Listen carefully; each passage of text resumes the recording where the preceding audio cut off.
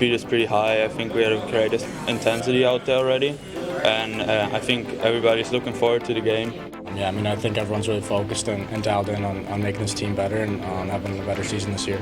Obviously, very humbling, and I'm honored. There's so many leaders in that room, but to be a part of that and a part of the tradition of the Red Wings is great.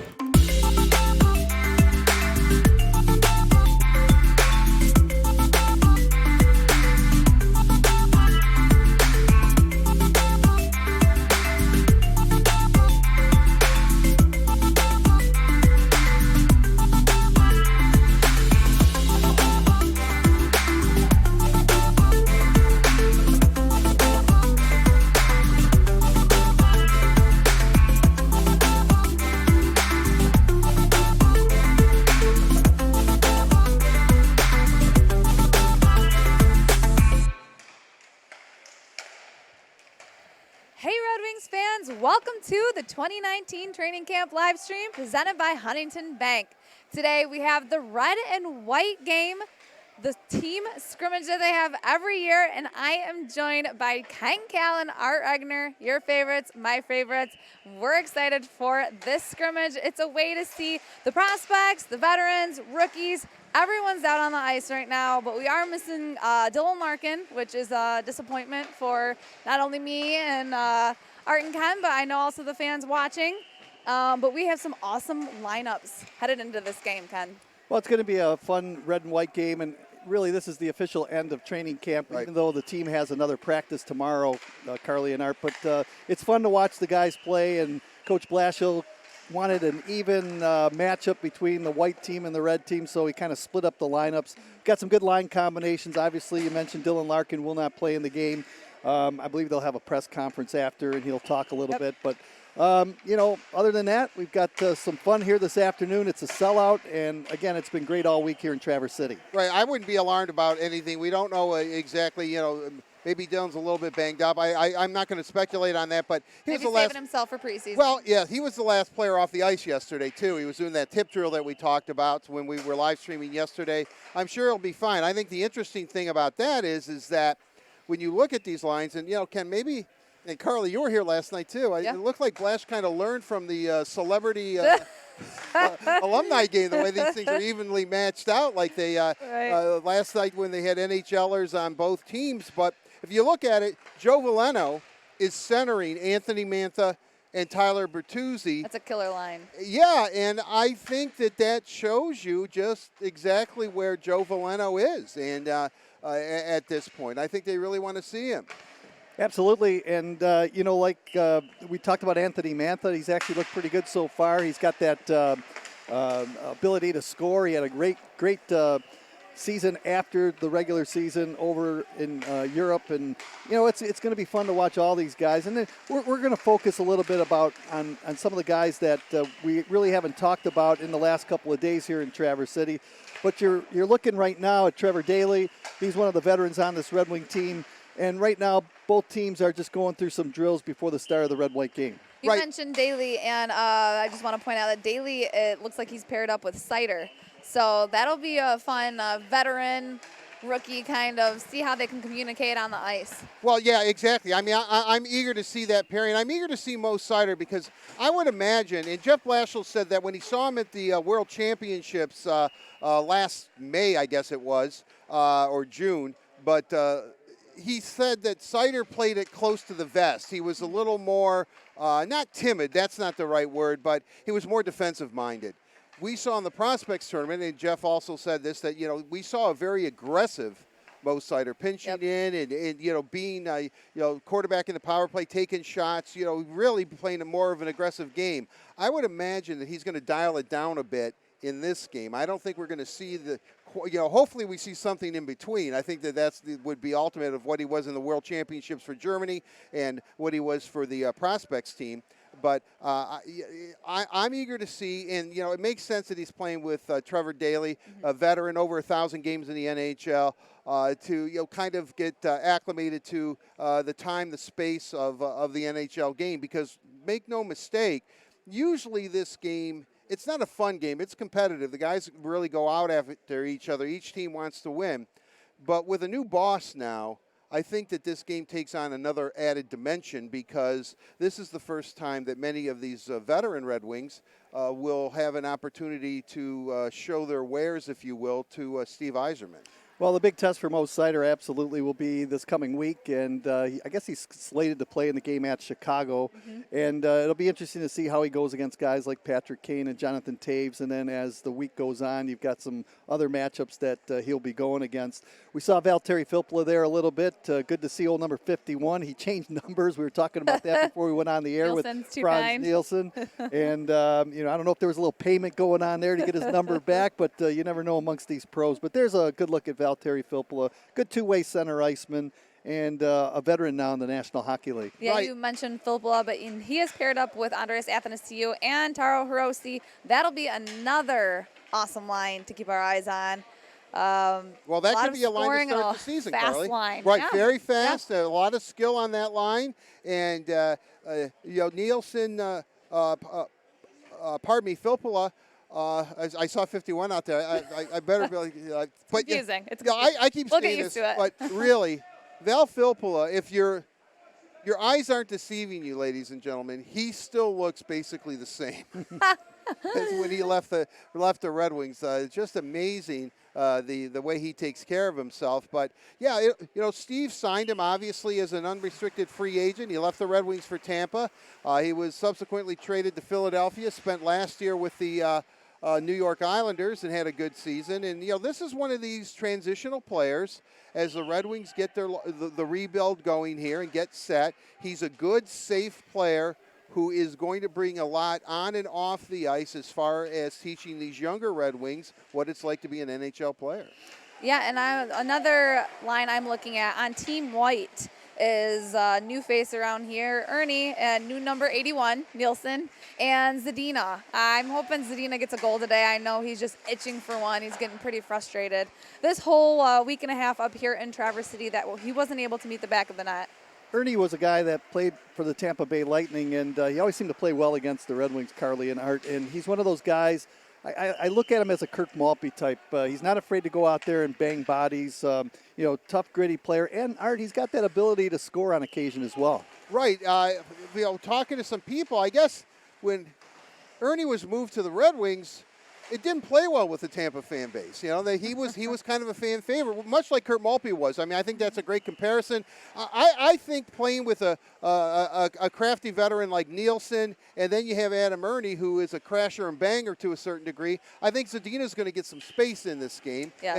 and hopefully if Philip Zadina, and I know we keep saying this, if Philip Zadina scores a goal. If he can just get on the score sheet, I think it won't stop. He had 5 assists in the prospects tournament, and people were saying, "Oh, wow, he didn't play well." The Red Wings thought he played pretty well. He just Flash, didn't score especially. a goal. Right. He mentioned a few times it was one guy that he saw thinks he played his best. Well, Ben Simon, the coach at Grand Rapids Griffin, says something that it's very difficult, especially for a younger player, if they're not on the score sheet or they're not doing what they think they should do, that so much of your game and what you do and the good habits you get in don't make the score sheet. Yeah. And and it's tough for them to realize. They think, well, geez, I didn't score a goal. I didn't play very well. Well, no, you were defensively responsible. Mm-hmm. You were a plus player. Right. And so I think, though, in Zadina's case, scoring a goal would go a long way for his confidence because it's all about confidence. Right. And hockey, I mean, any sport, it's not just a physical game. It's a mental game as well. If you're in your head about your game, you're not going to play as well, and you're not going to be able to score a goal when you're constantly feeling let down that you can't meet the back of the net. Right, exactly. Because, he knows expectations are high. I mean, as much as Jeff Blashill praised him, that when he was asked about him, he said, well, what does Philip Zadina have to do? First words out of his mouth: score goals. Yeah. He's a goal scorer. That's what he is, and he's a premier goal scorer who just has a wicked shot. I mean, he took a shot yesterday. It was so hard it got stuck in the net. What you're seeing now is kind of a dump-in drill that the team has been practicing on right now, and then you may notice that there is an orange square or two actually orange squares on the ice to our viewers, and The story behind that is that's where you score goals. And so they painted the orange squares out onto the ice. And I guess Coach Blashill was telling the players that, this is where you want to be when you shoot the puck. It's the most dangerous part of the zone. So stay away from the outside when you're shooting. Try to get inside those orange boxes. And that's why you see them out there on the ice. But it's so important right now with this drill to dump the puck in and for the defenseman to get that first pass to the forwards and send them on their way. That way it gets you out of trouble in your own zone. And, you're on the attack more than you're inside your own end. I have to say, kind of switching gears here to talk a little more about Coach Blashill, but not Coach Blashill with the Red Wings. I wanted to talk about Coach Blashill's game in net last night. He had a shutout, and he was feeling good about it. He was getting a little cocky out there. Well, I didn't know that Jeff had a nickname in college, but I guess it must have been Showboat. Yeah. Because he did the old Statue of Liberty play. Ken, called it. If Red Wing fans will remember the 2002 playoffs Western Conference Final where Patrick Wall did the old Statue of Liberty. Unfortunately, he did not have the puck. Jeff Blashill did. Or for Colorado fans, I mean, that Brendan and Sergey were all over that thing, and Brendan scored that goal. But yeah, I was actually surprised because Jeff is pretty self-effacing, and so when he talks about it, he'll always say, "I wasn't much of a goaltender. I wasn't a good goaltender." He looked pretty good out there, and he had a knee issue because doing a drill the day before, Giovanni Smith accidentally, obviously, fell on him, and so his knee was a little bit banged up, but he didn't look any worse for wear. Very good performance by Coach Blashill. Now, whether that earns him a contract or not, probably I would say he should probably begin in Toledo. We'll see. Right now we're looking at Doug Huda. He's the defensive coach for the Red Wings. He's working with some of the defensemen. One of the defensemen that we wanted to talk about, and we had our little meeting before we got on the air here, is Dennis Chalowski. And we really haven't talked about Dennis. And Dennis is interesting because he's been with the organization now for, 3-4 years. When he first came in, he was a little bit on the smaller side. He did manage to put on some weight. He actually made the team out of training camp last year. His offensive production wasn't bad early in the season. Then all of a sudden, halfway through the season, his numbers kind of dipped a little bit. He was more on the minus side than the plus side, so they sent him to Grand Rapids to try and work on his game. But that's one of the situations where you're a young player, and even though you do have limited National Hockey League experience, Art and Carly, you really want to work at your game. He certainly did that in Grand Rapids, and I'm interested to see how that'll play out in the preseason games coming up. Well, he was a talk of camp last year. I mean, there were several Red Wing prospects on the blue line that people thought, the pundits, everyone kind of speculated and rated 1 through 4. And Dennis, before the start of prospects tournament last year, and training camp for that matter, he was like number 4. It was like, well, it's his first year pro. Right. He's gonna probably have to go down to Grand Rapids. And from the prospects tournament on through the preseason, he made the club. I mean, he made the club. He was a surprise, and he started off really well. I still think when you look at statistically for rookies last year in the NHL on the power play, his numbers are still up there in the top 10. And his problem, as Ken said, I mean, he was a minus 20. Right. And sometimes that stat's a little. I mean, I think it's a true representation, but he might have stepped on the ice and a goal was scored, and then suddenly he's a minus player. But I think Dennis's problem, or what he needs to work through, is maybe not overthinking the game. The mental game. Right, he's trying to make plays. He wants to be aggressive, but you've got to, at this level, doing that pass up the middle in your own end usually isn't a good idea unless, the other team, for some reason, is playing all in their own end and just letting you do it. I mean, it usually gets intercepted. He had a lot of those glaring mistakes. He went down to Grand Rapids. He worked on that very, very he was a plus player in Grand Rapids, and that's a tough league too. And as we know, the AHL, second best league in the world. So he's coming slowly but surely. And I am interested to see, because he wasn't at the prospects tournament. He played 50-some-odd games for the Red Wings last year. Exactly what he does with this opportunity, because Ken's right. We kind of forgot about him. Yep. We kind of forgot about him. And, you're talking, and we're all on the Mo Sider train, and rightly so. But, Dennis has something to prove, too. And, again, for the second year in a row, he stayed in Detroit and worked out on his own dime. And You know, he has a nice place in the Detroit suburbs. He was telling me about. I've run into him Don't a couple. give away his address, Art. No, I'm not. No, I'm not going to. But I've run into him a couple of times at restaurants in the area, and you know, he's acclimated himself well. Now he just has to, calm himself down, make better decisions with the puck, be a little more responsible defensively, because the offensive tools, as we have seen, are obviously there for him. Well, sometimes simple hockey is most effective hockey. I mean, you see some guys trying to make some stick-handling moves, but sometimes it's best to just stick to simple hockey. Well, keep it simple. That's the way the coaches always talk, and sometimes that is the best way to play. Franz Nielsen, he's another interesting player on the Detroit Red Wings. We always talk about the young players taking that next step. I think veterans have to take the next step too. And Franz Nielsen, if he can be a second-line center and if his numbers can improve a little bit, we know he's a good defensive player. He's used in penalty-killing situations, but if his offensive numbers can move up north a little bit, then that's only going to help this Red Wing team. He had an odd year too. It took him a long time to get on the score sheet. Then I don't know if he's got a hat trick right away, or goals kind of came in bunches for him, and he's. I think when the Red Wings signed him, they wanted a two-way center. They needed a center. Pav had decided that he was going to go back to Russia, and the Red Wings said, this is a good guy. He was ticketed to Detroit as soon as he hit unrestricted free agency. There must have been a pipeline. Everyone kind of assumed he would come to Detroit. He did. Obviously, he's been everything as advertised from a defensive standpoint. Offensively, he needs to pick it up. Right. And if you're going to be a second-line center, you have to have some offensive ability. Well, he deserves a letter. He's a great, he's a good leader in the room, and he's very accountable. And you talk to him after a game, whether it's a win or a loss. I mean, he's a very thoughtful.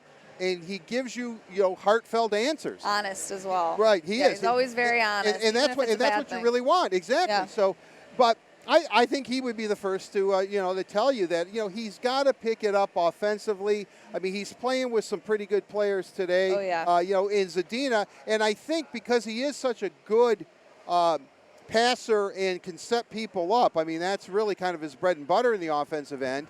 That playing with Zadina's going to get the puck, and he's going to get the puck in good position. He's going to get it in a shooting position. Very rarely, is he going to be fumbling at his feet, or the puck's he's going to reach for it so it's wide. I think it's going to be tape to tape, and I think that's what Philip Zadina needs. The thing about Zadina and maybe Nielsen is that maybe they kind of go hand in hand, is that they're saying, well, boy, Zadina needs to play probably with better players. No knock against anybody in the Grand Rapids Griffins, certainly. But, if he plays with elite-level players, he himself will elevate his game. Right. And Ken, you know what I'm talking about. Well, I think Nielsen, if he's playing with an elite-level scorer, which Zadina is, we haven't seen it, but he is, maybe those two can help each other kind of get to where they want to be. 100%. And Joe Hicketts is another guy that we really haven't talked a lot about. He's had a cup of coffee a few times in the National Hockey League.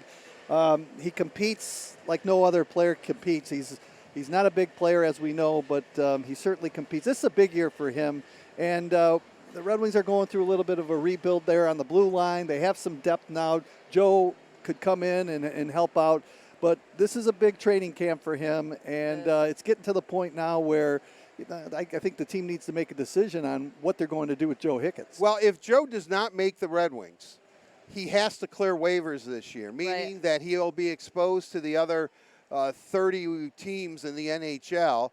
And will they take him or will they not? Now, we've talked about this off the air a few times with several people here. I guess the feeling is at the beginning of the year, he has a better chance to clear and go back down to Grand Rapids, where I always say he's so popular with the Griffins, he could run for mayor of Grand Rapids. But he's such, which is a testament to who he is and his personality. Right. But guy. Will a team take him? I mean, they could actually lose him, and it wouldn't be the first time that the Red Wings have lost a player that didn't clear waivers, and so. That's something to look for, but going back to my original point here is that they're thinking usually teams are pretty set unless they're ravaged by injuries.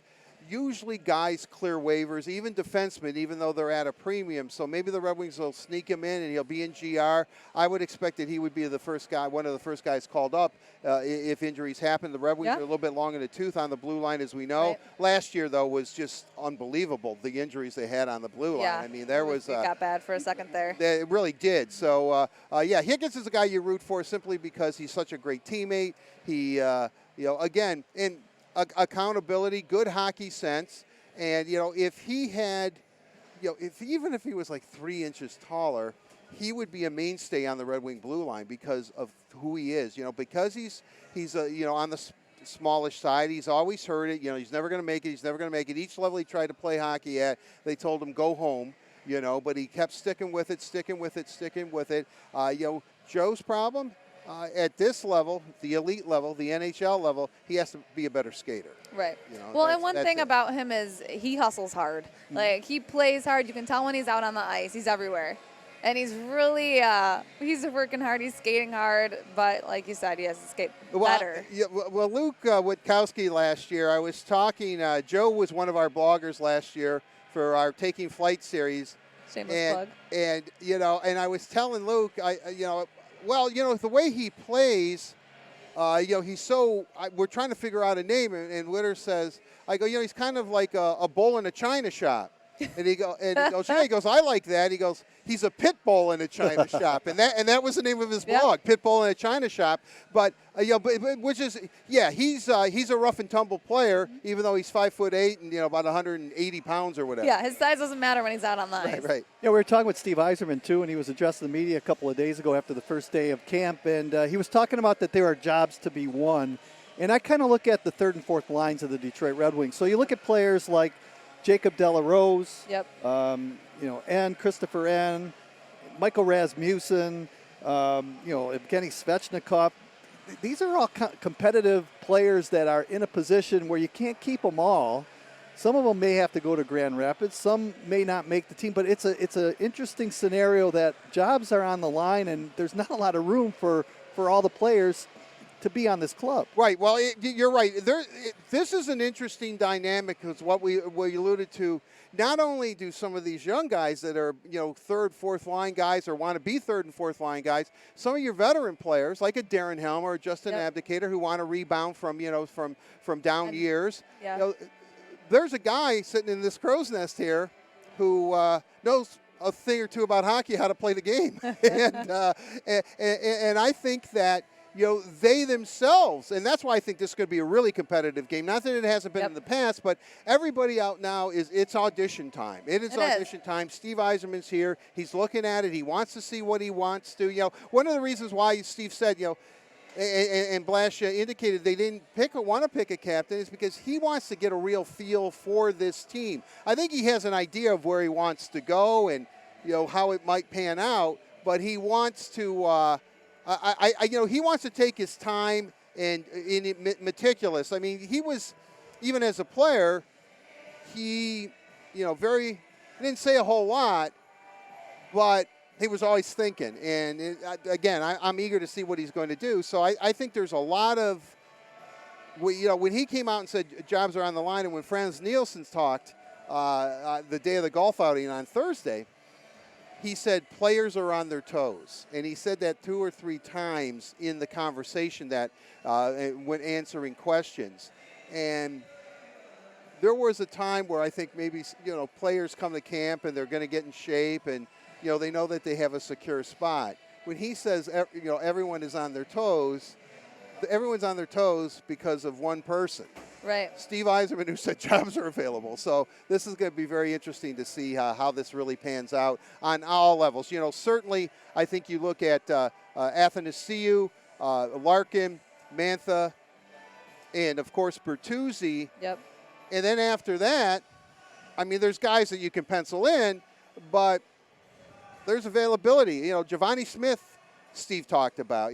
Could he come out of nowhere, or does he need to go back down to Grand Rapids? And if he does, Giovanni will be the first to tell you he's going to play his tail off because he wants to be the first call up to Detroit. So there's a lot going on, on and off the ice with the Red Wings right now.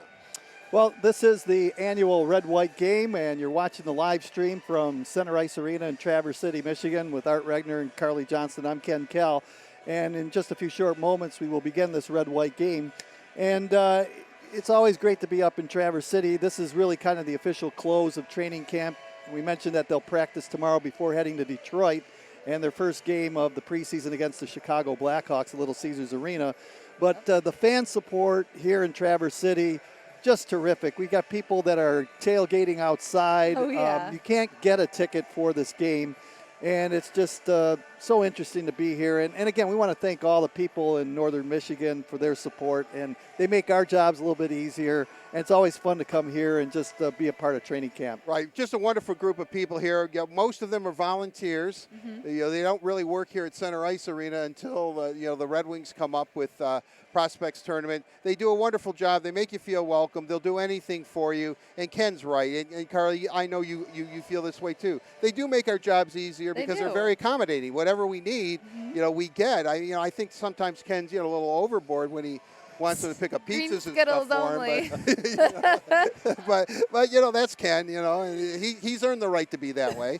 All right, I'll tell you what. We're going to take a short break, and then we're going to come back when the teams are on the ice here in just a few short moments, and we'll be back with the Red White game right after this. So stay tuned.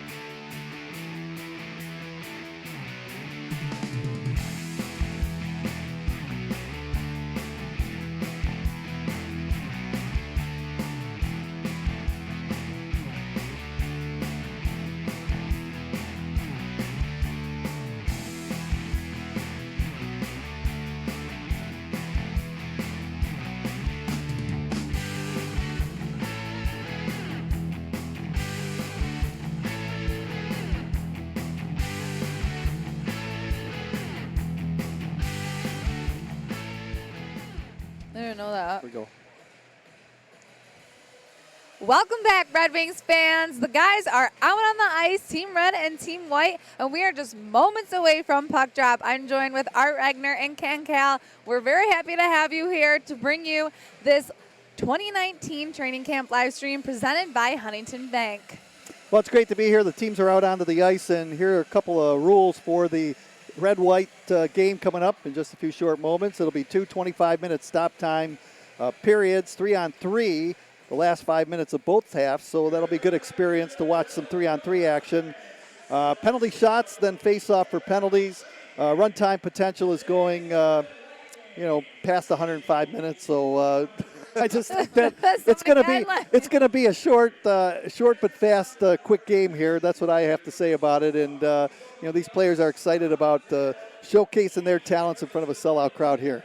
Oh, absolutely. Sold out it is. We have people up against the boards, not a spot open in the stands, and we have an upper level stands too. Yeah, they're all over it. Yeah, the only place where fans aren't sitting is on the actual benches. And here we have Abdelkader and Nielsen with that puck drop. Ceremonial Ceremonial puck face-off. drop. Yep. Starting goaltenders in this hockey game this afternoon. Jonathan Bernier, he'll be in the red team, and he's tending goal for that squad. Jimmy Howard, number 35, here's a good look at him. He'll be tending goal for the white squad here this afternoon. And during warm-ups, it was good to see Luke Glendenning have that A on his sweater. Yes.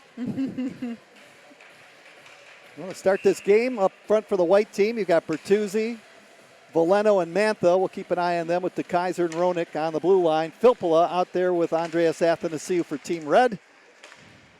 Nemeth is out there. He's been a pickup for Detroit, and we're underway as the puck is shot over the side glass into the protective netting right off the get-go. And a face-off coming up inside the Detroit blue line. Ken, I want to ask you this. Let's get this out of the way. You like the red uniform or the white uniform better? I like the red ones, probably because when I was a kid, they wore them at home like they do now, and then they switched over. Yeah, the white one's kind of growing on me, though. I kind of like the sleeves. I like the away jerseys, the white. I like the contrast with the main white, a little bit of red. Looks good out there. It does. Now Terry Filppula trying to dig that puck in along the corner boards. Ronick giving his man a little bit of a rough ride. That was Hirose back to the line. Here's Athanasiou with a shot, and Jimmy Howard made the save. Ronick overskated the puck, and now Filppula brings it back out towards center ice. Broken up, and out to center Mantha. Over the line with Bertuzzi. Tried to thread the needle, now goes hard to the front of the net. It's loose on the doorstep.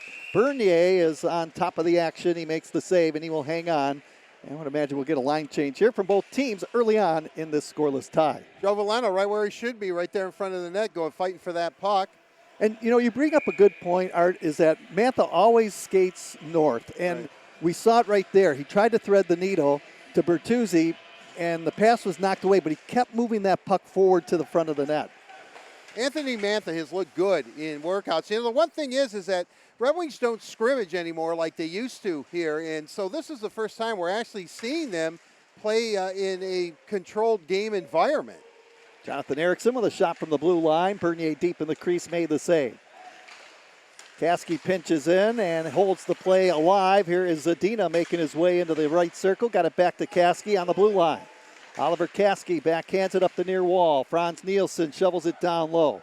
Zadina tapped it around the boards. McLeod going after it with Joe Hicketts. It's kicked forward to Luke Glendenning. He comes out to center ice, and his shot hit the shoulder of Team White player Zadina as it trickles into the corner. So now we got Svechnikov out there with Rasmussen on Team Red. Daly and Sider are on the points as they battle for it in along the corner boards. Abdelkader in there too for Team Red with Joe Hicketts. Delarose could not control. Here's Svechnikov laying it to the right point. Mo Sider stick handles, swings it back around the end boards. Giovanni Smith going after it for Team White. Now Nemeth will pick it up. Pretty steady defenseman, not really flashy out there, Art and Carly, but he gets the job done. Right, now he's there to stabilize the blue line and play good D, solid D. It's just nice to have someone who's more of a veteran as well on the blue line. Right, and a stay-at-home guy. That's the kind of defenseman I was when I played, Art. Stay-at-home defenseman. You just tell me stay at home. Play back, right, yeah. Play back into the corner. No score here early going of the first period. Giovanni Smith makes his way towards the side of the goal. Pearson after the puck. Pearson had a pretty good game as he had a 3-goal hat trick in one of those prospect tournament games. He had a 4-point game as well. Right, and whether he likes it or not, he is being referred to as Peach. Oh, Art. We asked him about that. He was not a fan of it. I don't think his dad was a fan either as Ronick plays it up the boards. Terry That's out of the bag now, though. sweeps it over the line to Pope. Pope makes his way in, drops it to the trailer. Terry with a shot, a wrister. Howard the save. He's reaching for it. Now look out. Here's a shot. Nice. And a save made by Jimmy Howard as Bowie tried to score from long range. Well, Jimmy was trying to reach for that puck. Somehow it came back to Bowie, who got a good scoring chance.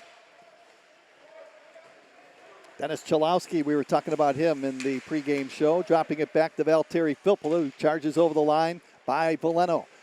Circles the net, looking for some help. Bounced it to Chalowski at the left point. He'll fire the puck wide of the target. Madison Bowie after the puck into the corner. Now he plays it around the board. Centering attempt by Athanasiou. Broken up. Veleno's in there trying to knock it away. The shot lands on top of the net. Jimmy Howard stopping it, and we've got a whistle. Pretty good pace thus far to the game. A few scoring opportunities. I don't think we're going to see a whole lot of heavy hitting. Obviously, these are teammates playing against each other. Yeah, but you know what, Art? There's a little bit of stick work going on. Yeah, I saw Roenick give Filppula a couple of whacks with the stick. He's that type of player. He's got a little bit of an edge to him. Oh, Roenick, for sure. Yep, he'll give you the stick every now and then. Just don't want to take too many penalties. Joe Hicketts, we were talking about him too, plays it out to center ice. Filppula knocked it down. Hands it to Athanasiou, trying to get around a body. Reaching in is Hiroshi. McElrath has it in the corner, and he was a player that late in the season was pretty good for Detroit. Right, he was a plus player for the Red Wings. McElrath not... well, he's a giant of a man. I mean, he's not afraid to drop the gloves either to protect no. a teammate. He's a linebacker on skates. No score here in the opening period. Valtteri Filppula drops it back to Mo Seider. Team Red making a change as Abdelkader comes out onto the ice with McLeod. Seider with a good feed to Abdelkader through center ice, over the line. Knocked it off the stick of Giovanni Smith into the corner. It comes back out to center ice, and hustling after it for the Wings, that's Gustav Lindstrom. Good breakout by Detroit. Abdelkader to Nemeth. Now to Abdelkader again, flying at center. He'll roll it into the right corner. Going after it is DeKaiser and Roenick. Keep an eye on that pairing because that seems to be a pair that could be used in the preseason. At preseason and maybe even during the season, I think that could be Detroit's top unit.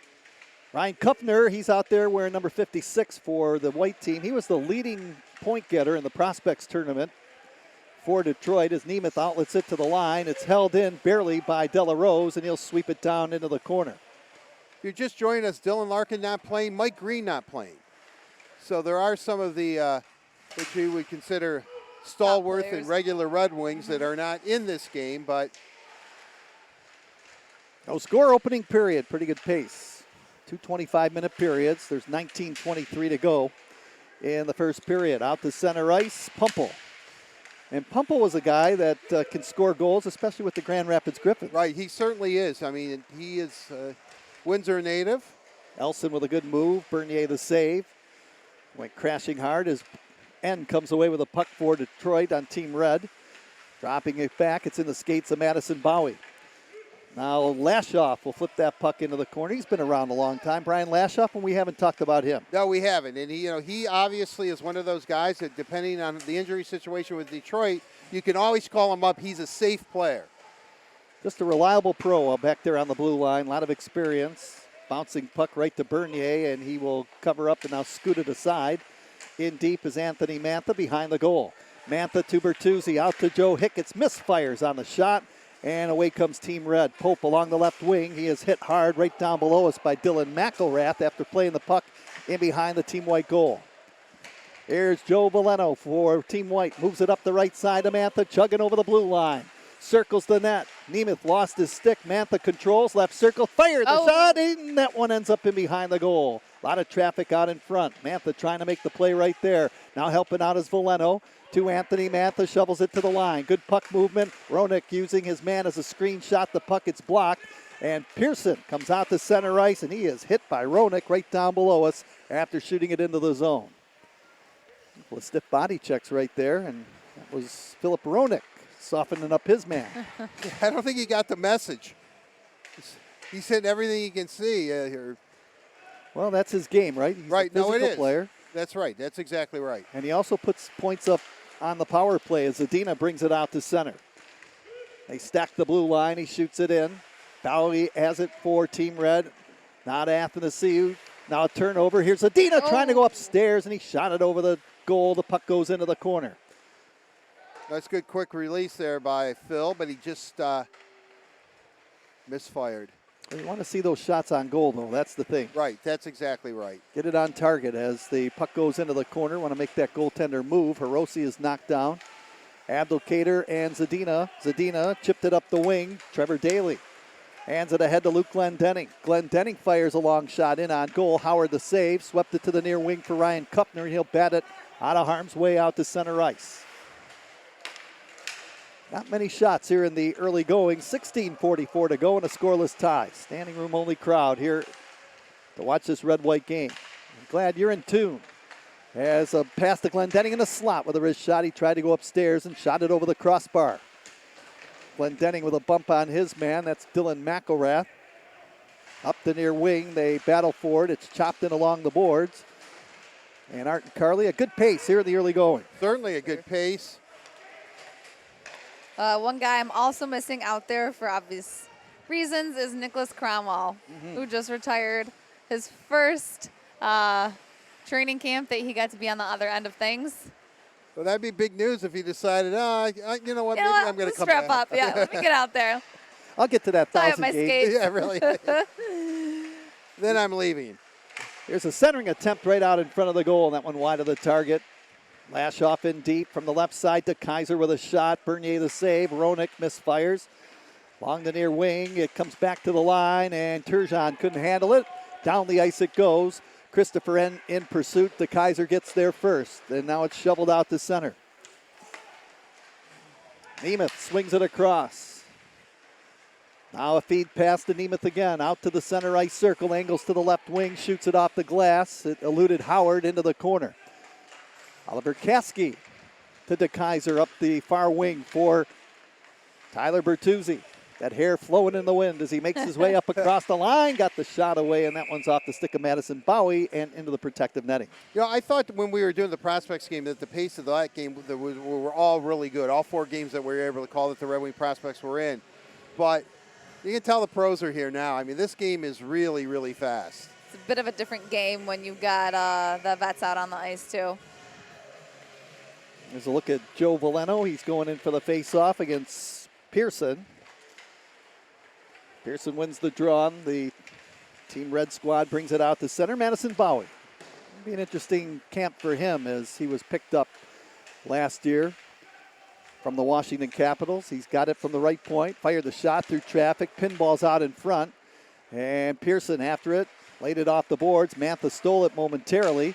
Now Joe Valeno strides out to center ice, hands it ahead to Oliver Kasky on the wing over the line to Bertuzzi. Bertuzzi right circle with a shot. That's off a leg. Now it's Pearson out to center ice. Flip pass to Chalowski, and he was slowed up trying to penetrate that blue line. And now shot back in by Tyler Bertuzzi. Quick breakouts by both of these clubs here in the early going. Right, certainly it's both teams really good on the forecheck too. One thing I want to tell our viewers out there is that watch the defensemen. When they get the puck, you want to get that first pass. That's so critical to get out of your own zone. So maybe count how many times the Red Wing defensemen get that puck and get it out to the forwards on the attack. Yeah, you want to get that transition game going as quickly as possible. And for so many years, the Red Wings were the best team in the league at doing that. Oh, power move by Athanasiou. He scores! Boy, how many times have we seen that? He made something out of nothing. And the Wings are expecting good things from him again this season. And Athanasiou gives Team Red a 1-0 lead. Yeah, he very nonchalantly just skates. That's what I do. Yep. That man's unbelievable. The way he can put that puck in. He's got so much speed, and So skilled. speed kills in the National Hockey League. He is a dynamic player. So Athanasiou beats Jimmy Howard. And Team Red with that 1-0 lead. Mo Sider lets it go to Valtteri Filppula, who circles in behind his own goal. Hands it off to Trevor Daly, the veteran defender. Moves it up the right side to Mo Sider. Crosses the red line and dumps it behind Jimmy Howard. McElrath after it, trying to center was Filppula. Hiroshi in deep. Batted up the boards. Zadina did not work it out. Sider holds it in. Nice play by Hiroshi to keep it alive to Abdelkader, jumping in with a shot. It's blocked by Joe Hicketts. Abdelkader behind the goal. Shovels it down into the corner. Team Red threatening. Nemeth's shot blocked by Zadina. Now a quick feed to Zadina. Trying to bust through traffic. Nemeth in pursuit with Zadina. And Nemeth with a good play to recover and played him behind his own net. Really, that's why the Red Wings got him. As you saw, he is good in his own end. Looked like Zadina had him beat there for a moment, but he just kept pursuing and actually made a good play. You know, I like Zadina's game so far. He's been pretty aggressive too, really trying to make something happen. Here's Giovanni Smith on the right wing with a shot. Oh. And Bernier the save, and Gustav Lidstrom and Smith having words. Yeah, really. Again, I know they're teammates, but Giovanni's just not a guy you want to mess with. Unless you're McElrath. That would be a good match. Let's go look at Jonathan Bernier, and he was put in some difficult situations last year. I think he's the best at his game when he's playing kind of consecutively or more regularly. Yep. And a lot of times he didn't play for 10 games, and he came in and he wasn't as solid. Right, and I think, you know, with Jimmy getting a little bit older, I think that, you know, it's certainly up to Coach Blashill, but I think you're probably going to see more of a goalie rotation. Yeah, I mean, he's a solid backup goalie, but, I mean, if you have a solid backup goalie, why not play him more? Well, right, and, you know, I mean, I would assume that, you know, he certainly would like to see, depending on how the schedule plays itself out, a number of games a week, but, you know, at least one game a week, you know, to get one in there and give Howie a break. Jimmy Howard played well last year, and it's just unfortunate. We were talking a little bit about this yesterday, that the Red Wings really didn't give him a lot of goal support. No, I mean, you know, offensively and defensively, I mean, the Red Wings were in the bottom third of the league. They kind of left him high and dry a few games, and they admitted to it, you know, post-game comments. They would always say, you know, we kind of left him out there to fend for himself. You're absolutely right. They would go out of their way and say, listen, Howie's the least of our worries. Right. Good shot by the Red Wing player there moving in. That's Turgeon.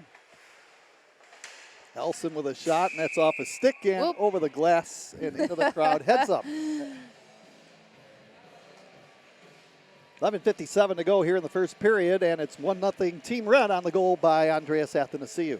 Another thing about Jimmy Howard, he and his wife just announced that they're having their 4th child, baby boy. Wow. So now they have 2 boys, a girl, and they are going to welcome another baby boy. Wow, there What's you the baby go. do? Do you know? I don't. Come on, Carly, you got to get that I information. don't know. Really? Critical information, I know. 1-0 Team Red. Chase Pearson in the corner trying to dig that puck away from Turgeon and now Jonathan Erickson. Puck comes off a skate out to center ice, and Trevor Daly handles it for Team Red, and he'll fire it in. Linesman had to get out of the way. Joe Hicketts throws it into Erickson, now into the corner.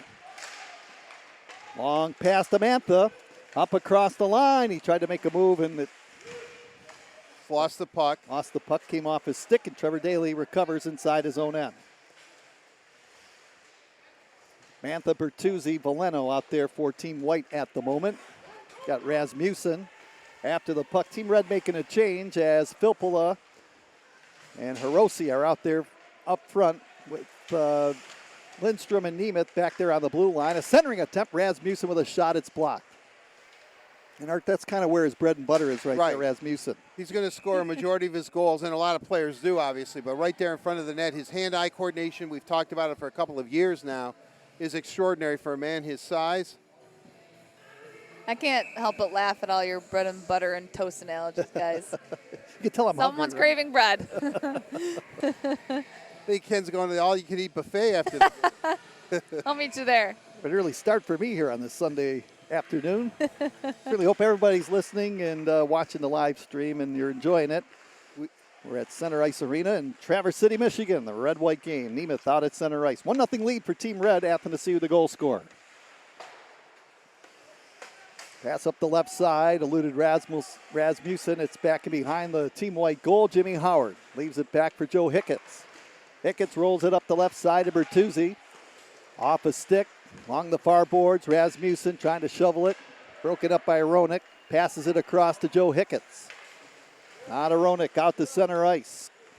Carries that puck up over the blue line, drops it back. Here's Zadina with a shot. Again, he missed the net as he fired it over the crossbar. Right, yeah, he's Aim a little lower. he's got to get that shot on net. I wonder if that's a mental thing, Art, or is it just something that you're just trying to pick a corner or something? I think he is trying to pick a corner, but I think he is gripping the stick a little bit. I think he's thinking about it too much. Like we said, in the Prospects tournament, he had 5 assists, and Red Wings thought he played well, but if you talk to him, he didn't score goals, so he didn't think he played all that well, and he just needs to settle down, and the goals will come. And once you get that first one, it's a little bit easier, isn't it? Right, it certainly is, and I'd like to see him get it in this game. I think everybody would. I'm rooting for him. Including the red team that he's playing against. Yeah. 1-0. Team Red with the lead. The goal by Athanasiou as it's flipped. The Falcon flip, as Kirk Malpe used to call it, into the corner in the Team Red zone. Good to see Maltz up here. They called it the Falcon flip because Ozzie always used to call Malpe the Maltese Falcon. Oh, really? That flip into the air was called the Maltese or the Falcon flip. That's a pretty literal thing for Ozzie to say. Surprising. Yeah, really. Ozzie saying the Maltese Falcon? Whoa. Here is Jacob Delarose in behind the goal. On his backhand, flips it to the line. Joe Hicketts hammers it down low. 8:35 to play first period, and it's 1-0 Team Red. Madison Bowie, the defenseman, hammers it up the right wing. Not out, it's held in right in front of the bench. McElrath battling for it along with Giovanni Smith. Rasmussen just heads over to the bench on a change. Smith comes away with it. Passes it across to Joe Hicketts. A centering attempt off the stick of Mo Sider. Smith and Sider battling for possession of the puck. Turgeon in there as well. Smith hammers it around the boards and McElrath pinches in. Checked by Christopher N. in the corner. And Christopher N., always a solid defensive player, trying to work on his offensive game. Well, we talked about Chalowski last year being a surprise at camp. So was N. He made the Red Wings coming out of camp too, and no one saw that coming, but he is. I think the Red Wings would like to see him. They think he has a little more offense to his game, and they would like to see him score some goals. Ooh, calling for the puck was Elson, and he got a good one-timer away, and Bernier came up with a save. Ken, you talked about Madison Bowie earlier, who was traded. The Red Wings traded Nick Jensen to Washington, and Ken Holland, general manager obviously at the time, said that Bowie was a guy that was on their radar. They almost drafted him in his draft year, so that was somebody that the organization is familiar with and likes, and he has a great opportunity here. Well, he's at a good age. What is he, like 23, 24 years old, somewhere around Prime there. age. So you're right, Carly. He's at an age right now where, if he makes the club and plays well, he can be with the Red Wings for a while. Yeah, certainly. He's a big guy, too. 7:20 to play, opening period. 1-0 Team Red, Athanasiou the goal scorer. Rodick drops it to Kaiser to Hronek. Out at center ice, and he'll flip the puck into the corner, going after Gustav Lindstrom, and icing is the call as he shot that puck in from his side of the red line. Red Wings take on the Blackhawks, and we'll be on the air on the radio, 1270 a.m. on Tuesday at Little Caesars Arena. The game also on Fox Sports Detroit. How many games are you doing on the preseason on the radio? We are doing 4 games, Art. 4? Including the game in Calumet. Oh, that'll I'll be there. fun. That'll be fun. The Kraft Hockeyville game. Well, with all the people that are going to be there for that Red Wing game, I think the population of Calumet will triple. And what a game against the defending Stanley Cup champs, too. I know. Right, that against the Blues, that'll be a great game. In one of the oldest, if not the oldest rink, it's just been renovated in the United States. And one of the ladies here up in the press box giving us some information about how old that arena is. What, over 106 years old? 106 years old, just renovated. And they are psyched. They are, I'm getting people that, everyone's asking me for tickets, and that's a controlled thing by the NHL. That's an NHL game. You've got connections, Art. I know you do. Oh, yeah. Come on now. I do. I do definitely have connections. Just not in Calumet. Tightly contested first period here as the puck misses everybody, travels down the ice. Taking the long route after the puck is Oliver Kasky. We're getting close to 3-on-3. That is right. Out to center ice. Poleno. 5.5 to go in the period. I'm excited to see that 3-on-3. That'll be a nice, clean way to watch these guys and see what they have to offer. Right, well, there'll be a lot of ice and a lot of high skill on the ice, so We're nearing that 5-minute mark, so I would imagine they will buzz the horn there at 15 seconds from right now as the puck comes out to center ice. Joe Hicketts moves it ahead over the line to Bertuzzi, chipping it now down into the corner.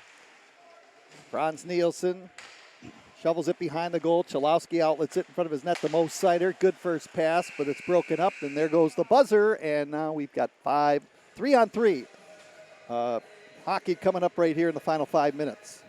So, early impressions, I think the pace has been good. I think that some of the Red Wing prospects that were in the tournament are finding out that you got to kick it up another notch here now. And time and space is, you don't have the same time or space that you had during the prospects tournament. I think that I think Mo Sider actually has looked pretty good, but he has kind of toned it down a little bit. I think he's just trying to feel his way through right now. But has made some good plays. The thing about him is he's just a heady player. Holding his own out there. All right, here we go. We got Filppula, Hirose, and Chalowski for Team Red. Zadina, Nielsen, and Philip Roenick for Team White. 3-on-3 for the final 5 minutes of the first period. Dennis Chalowski has it for Team Red. Up the right side on Roenick. Over the blue line, looking for some help. Skates over to the left side. Lane was shut down. He will chip it forward now to Hirose. To Filppula. Filppula, lane shut down. He'll bring it out to center ice. And we're seeing a lot of that. No, now a giveaway to Franz Nielsen, making his way in, but coming back to help out to knock it away, Chalowski. Right. Dennis showing that good speed he has. Excellent skater, Dennis Chalowski. Now Bowie is out there as Team Red changes. Out there for Team White is Bertuzzi, Mantha, and DeKaiser. Glendening, Abdelkader, and Bowie for Team Red. It's an interesting group. Abdelkader, feed, pass ahead to Madison Bowie. Pass across to Glendening off his stick. You got to be careful. You can't make a mistake here because the other team will come back 2-on-1. Abdelkader pushed it across off a stick right to Howard, who knocked it away. Now a pass in front. Glendening with a backhand, short side. That's Howard a shot, to save. too. He loves that backhand. That's Mantha out at center ice.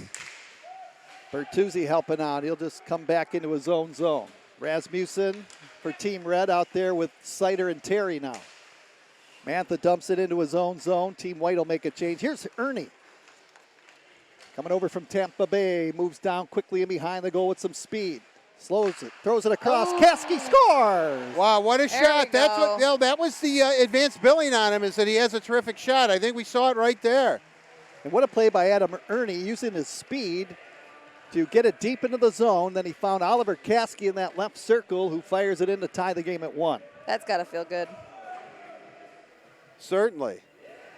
How about that speed of Adam Ernie? Right. That was quick.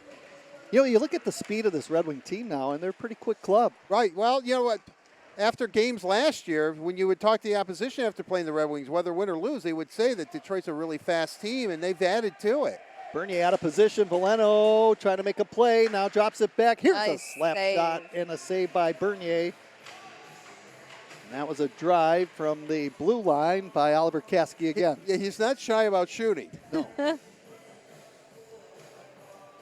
Nothing wrong if you got a clear shot to shoot the puck. No, right. I mean, that's exactly, people are clamoring to shoot. And the key is get it on target, right? Right. All right, Kuffner's out there for Team White along with Hironic. And Jacob Delarose winding it up. Delarose on Chase Pearson. Game tied 1-1. Kuffner makes a move on Christopher N., who's defending him well. Kuffner looks over his shoulder, chases him down, not giving him an inch. Kuffner still strides with it, got it across. Roenick flipped it in front, broken up, and Christopher N. starts back the other way. Moves out to center away from Delarose, twisting and turning over the blue line into the Team White zone. Backhands it up the wing now for Nemeth. Into the corner for Christopher N. And backpedals his way to the blue line, and now out to center ice. He'll drop it back as both teams will change on the go. So McLeod steps out for Team Red with Pope, Nielsen, DeKaiser, and Zadina out there for Team White. Nemeth stick handling his way out to center ice to regroup.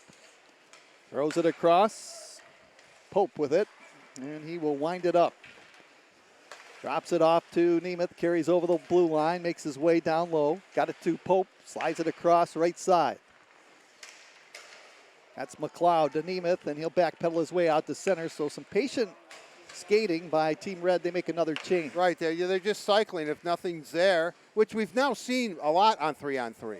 Trevor Daly out there, McLeod into the corner. Now Philpol is on the ice, gets the feed, moves in with a backhand. Jimmy Howard made the save. He lost his stick, but covers up in the crease. And, that's the difference now, I think, in 3-on-3 that we see. If nothing's available, you just regroup. That allows you to change. Back in the day when it first started, people were just gunning out, run and gun, up and down, north and south. And that's why you saw a lot of odd man rushes. If you had a scoring chance and didn't score, it was coming back the other way. Here's Philpol, right circle, trying to feed it out in front. Game tied 1-1, a minute and 15 to go in the first period. It is not as wide open, believe it or not. There was a lot of ice because there is now a system 3-on-3. Anthony Mantha to Kasky. He tied it up moments ago here on 3-on-3. Flipped it back. Now picks it up again. Down low to Bertuzzi. Tyler Bertuzzi on Trevor Daly to Mantha, and he'll bring it back out to center ice to regroup. Quick feed to Bertuzzi, hustling over the line. Toe drags the puck.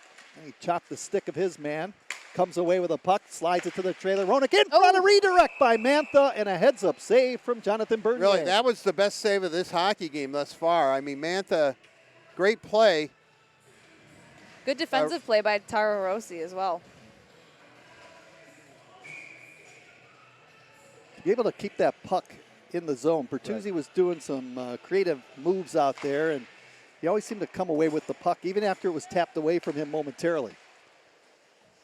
Here's Adam Ernie. He's the man that set up Kasky to tie it up for Team White. Ernie to the right point. Veleno.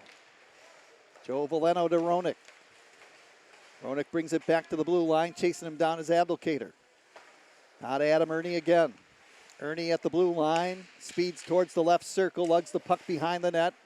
Chalowski knocked him off the puck for a moment. Ernie got it again. Now it comes back to the left point to Roenick. Shovels it off the boards, deeper into the corner. 6 seconds to go in the period. Ernie with it. Adam Ernie with a pass in front. Glendenning broke it up, and time will wind down. The first period comes to a close in a 1-1 tie and a pretty even first period of play here in Traverse City. What are your thoughts, initial thoughts on the first period? I thought the pace was good. I think some of the younger Red Wings, especially the ones that played in the Prospects tournament, as I said earlier, know that they need to raise their game a little bit, that the time and space at this level is not what it was at the Prospects tournament. I think that overall, I think the fans were entertained. And, I really you talked about it. I like the way 3-on-3, the way it's now developed into, it isn't run and gun right now, and the way they keep cycling back because they know puck possession is the key, obviously, in any hockey game, but if you just can't shoot and maybe we score.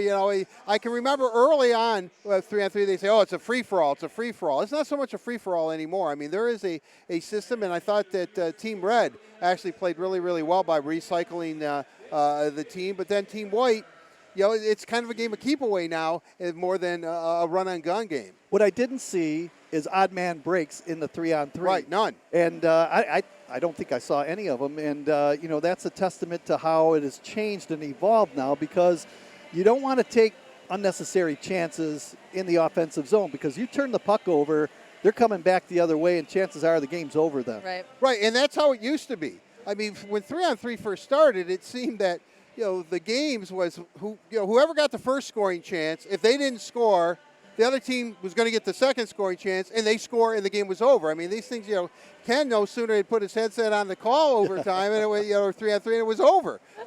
So it's, but it was good. I mean, I think that there's a lot that I think that the Red Wings liked. I was more really interested in watching like the Velenos and the Siders and. Yep. See Giovanni Smith, who I thought played pretty well. He's pretty aggressive, and but you could tell. I mean, it's a learning process, and so maybe we got to put the brakes on a little bit in our unbridled enthusiasm about some of these youngsters, and just let the game come to them and let them develop at their own pace. But I will say, no one stuck out like a sore thumb. None of the new guys looked like they were out of place whatsoever with these top NHL players. Well, the thing, too, is we saw Mo Sider in the prospects tournament, and he was a man amongst boys. And as you mentioned, Art and Carly, that things are a little bit faster now when the pros are here. And you didn't really notice his dominant play that much. He was pretty steady, though, I will say that.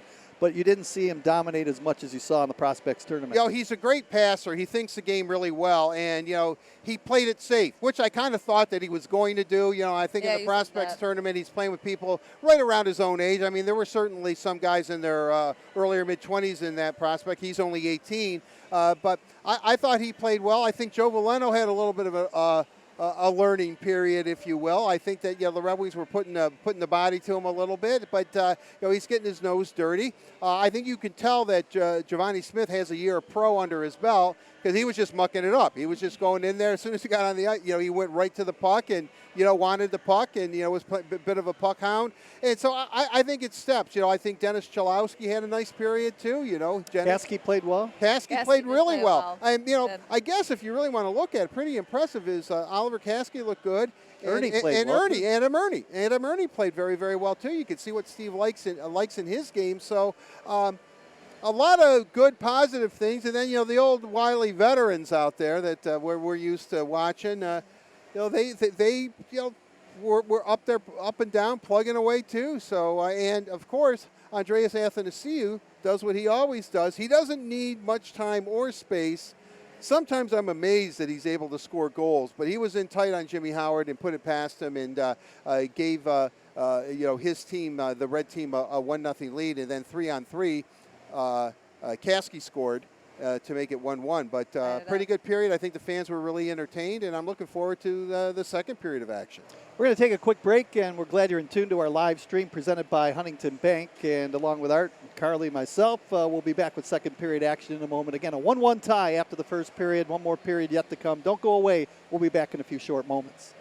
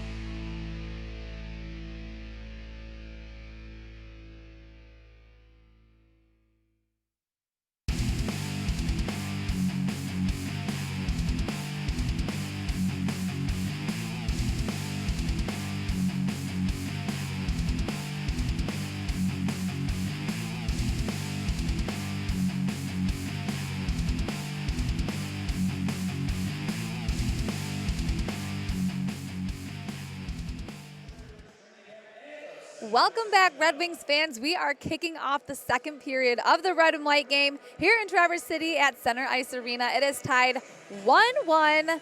We have an exciting period ahead of us. Hopefully, we're going to come out with a winner, and well, maybe we'll go into a tie and end up with a shootout. But you guys, I'm in the season of giving because the hockey game is right around the corner, the hockey season, I should say.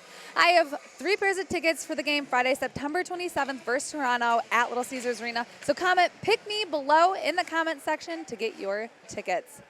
Ken, we're kicking things off. Absolutely, and we've got goaltending change, Art. Yeah, we do. In net, and I'm really eager to see for the red team, number 38, Philip Larson. Just turned pro last year with the University of Denver. Had a great year in college hockey. He led his team to the Frozen Four. And Calvin Pickard, the new addition. The Red Wings signed in free agency on July 1st. Is in net for the white team.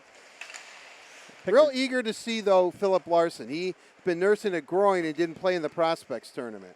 There's Anthony Mantha with a feed down low, broken up by Gustav Lindstrom. It comes back to the line to Mantha over to the right wing.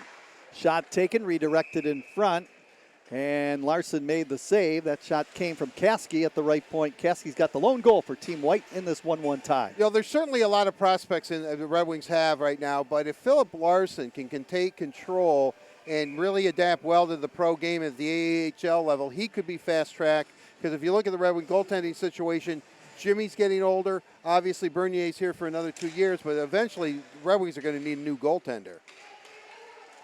Down the ice it goes. Here's Dylan McElrath with it, circling in behind his own goal. Now to Joe Hicketts. Hicketts laid it up the left side, and down the ice it goes to Adam Ernie. Ernie really stepped it up there in the closing moments of the opening period, setting up the tying goal scored by Oliver Kasky in a 3-on-3 situation. Luke Glendening tapped it up the right side for N. Christopher N. Cuts, throws it over the line off the stick of Abdelkader deep in the zone. McElrath has it. Shovels it to Joe Hicketts. Hicketts checked hard by Rasmussen. Comes away with a puck though. I'll tell you what, sometimes he takes a beating out there, Joe Hicketts, but usually comes away with a puck. No, he does. I mean, he's a tough little player. You can see why his teammates just love him. He'll do anything it takes. And, you know, he's one of these guys that if he isn't playing and when he's been called up, and usually could be like the 7th guy on the defenseman on the team, he just is a good teammate. He just does his work, keeps his mouth shut, and waits for his chance.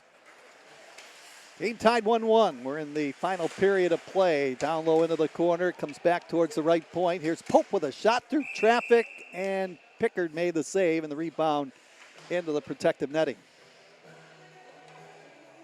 I would imagine Calvin Pickard will play a majority of his games in the American Hockey League. And it's good for a veteran goaltender like that to teach a young guy like Philip Larson. Right, and I'm certainly that was one of the reasons why they signed him, and also for insurance, you know. Hopefully nothing happens to Jimmy or Bernier, but if it does, you know, Calvin Pickard is a good, nice option to go to. Pope laid it back in the line to Nemeth. Nemeth to Pope into the corner. It deflects to Rasmussen. Michael Rasmussen bothering up his man as the puck is laid across the ice. Philip Roenick turns deeper into his own end to flip it in behind his own goal. Danny DeKaiser to Kuffner, out to Smith at center.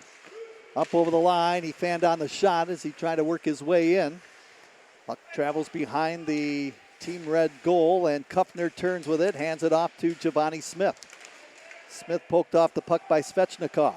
This is a big camp for Svechnikov, and he's going to get a good look in the preseason, I would imagine, in the preseason games. Certainly. I mean, you know, taking a year off of hockey and to come back and try to make it at this level is a pretty daunting task. He's another guy I'm definitely rooting for. Great guy and wants it so bad. Well, you've had coffee with him. I have. Coffee with Carly. Shameless plug. Art, I'm starting to sound like you. You're learning. You're learning, Carla. Get those plugolas in as McLeod got it up across the line, making his way in as Terry. Oh! He was hit hard by Jonathan Erickson, went head first in along the boards, and Erickson's going to get a penalty here. You could see Erickson almost wanted to apologize. I mean, it certainly wasn't his intent. When you're that big, I mean. Well, those are dangerous plays right there. Right, and your certainly. head goes crashing in along the boards. Corner. Terry's okay, and he is making his way out to center ice, but we'll see our first power play. Now, do you give him 2 or do you give him 4? I think you give him 5 and kick him out of the game. I think that's what Erickson wants. Hey, well, I guess it's a penalty shot, huh? Yep, they said, I heard each penalty, no one's in the box, it's just a penalty shot. Oh, here's Terry moving his way in, and the save made by the goaltender Pickard. He caught it between his pads. He has no idea where the puck is. Oh, there it is. Oh, nice. Interesting on that penalty shot because Erickson, who was the guilty party, had an opportunity to chase him down. Right, yeah, that was cool. Yeah, that's a little different. Nice one-on-one here for the fans, for us. We are the fans, Art. Can you imagine if that was Athanasiou trying to chase and he uses his speed? He could probably catch the guy taking the penalty shot. Really? He'd turn around and go fire in on Larson. You know, I think of Patrick Kane, who likes to slow down and, you know, dipsy doodle in front of the net. Well, you get a guy that's chasing you like that, it's a whole different situation. Not to mix sports, but kind of like Reggie Miller and Tayshaun Prince years ago. Yeah. Came back and swatted that ball away in the playoff game. Here's Filppula breaking in on goal. Moves into the forehand and tried to pick the lower corner of the net. Pickard made the save. Pickard's been tested here in the early going. He certainly has. He's made some big saves, as you said. Nice move there by Fal. Left side, Pickard going to be tested again. It's rolled out in front of the goal, and Turgeon intercept. Turgeon along the boards. Shovels it to Jonathan Erickson, who turned it over. Moving in, Hirose with a shot, and Pickard the save. Team White scrambling a little bit in their own zone. Game tied 1-1. Hirose from the blue line. Fired the shot. Pickard the save again. Kind of sound like a broken record here. Right, Team really. Red getting shots, and Pickard making the save. Poor Pickard.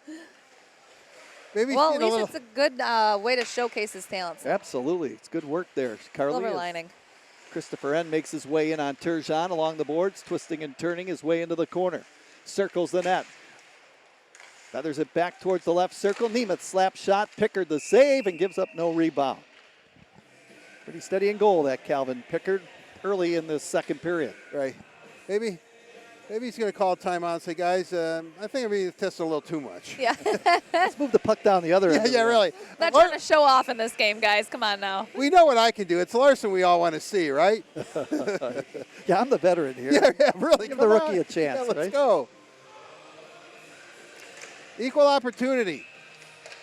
Abdelkader and Mantha swatting each other's sticks.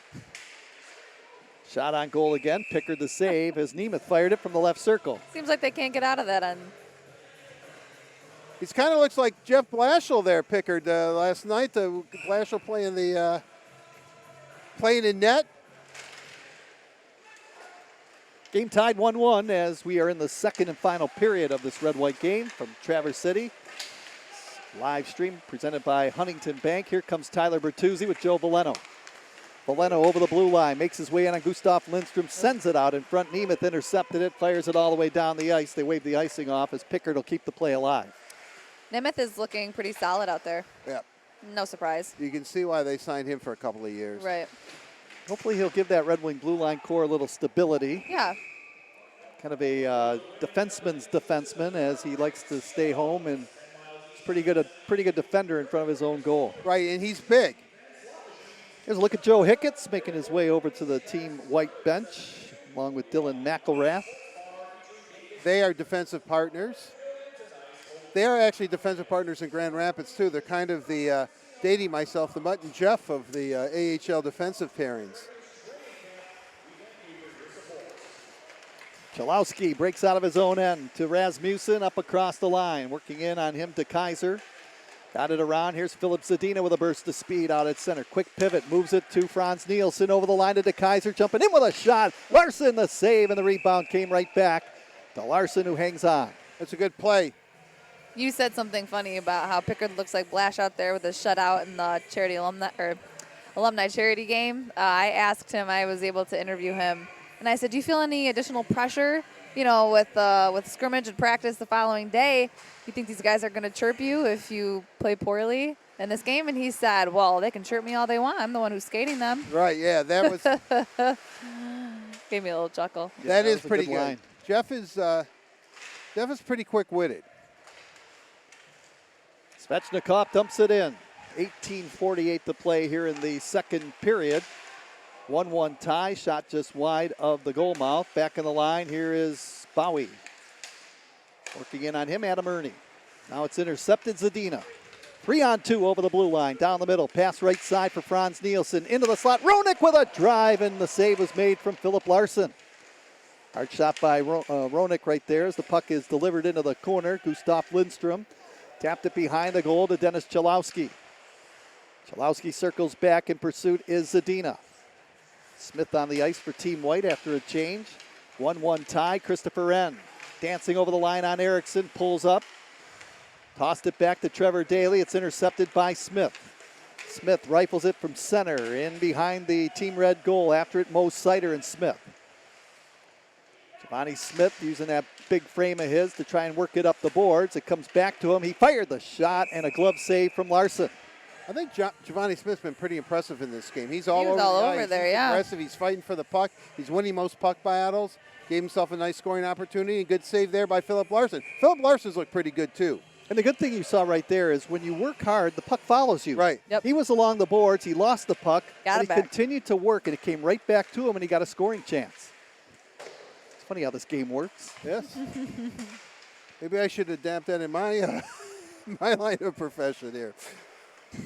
Trevor Daly, feed past Terry, breaking in all alone. Here he comes, he shoots, and Pickard made the save. Try to beat him in the same spot. Boy, that was a really good setup right there. And Terry, who had a penalty shot earlier in this period, had a scoring chance right there. But Pickard's been tested. He is, I would say he's faced 7 or 8 shots already in this period, and he has stopped them all. Really, and most of them quality scoring chances, too. Elson on the ice for Team White with Roenick, DeKaiser, and Turgeon. Here's Turgeon in his own end of DeKaiser. Outlet feed up the right side to Elson. Pass up across the line. Hronek turned it over. Hirose out to center ice, and Hronek with a shot on Pope using his body there to knock him off stride. Filppula drops it into his own zone. Game tied 1-1, 16:44 to play, second and final period. Turgeon breaks it up, but Gustav Lindstrom is there for Team Red to swing it across. Valtteri Filppula up the right side of Hirose, out to center. Filppula over the line. Now to Pope, fired it out in front. It was Hirose making a beeline to the front of the goal on a redirect, but couldn't get his stick blade on it. Hirose's playing a pretty aggressive game, too. He's jumping into the play, shooting every time he gets the puck. You know, he has great hockey sense. You can see he has it again. He's another one of those guys where the puck kind of follows him around. He does. He works hard. Good puck sense. Great compete level. Elson dumps it in off to the side of Philip Larson. 16 minutes to go in the second period, and it's a 1-1 tie. Athanasiou opened the scoring for Team Red, and then Kasky tied it on a 3-on-3. Oh! Abdelkader nice. with a shot off the iron. Rebound to the side of the goal. Chalowski with a wrist shot. That's knocked down, and Valeno after the puck in the corner. What's the old expression? That puck did everything but go in. Those pipes are the goaltender's domain as the puck is played to the side of the goal, pushing and shoving. Oh. Svechnikov in the middle of it. Sticks get up as the play is stopped. Pickard with the save.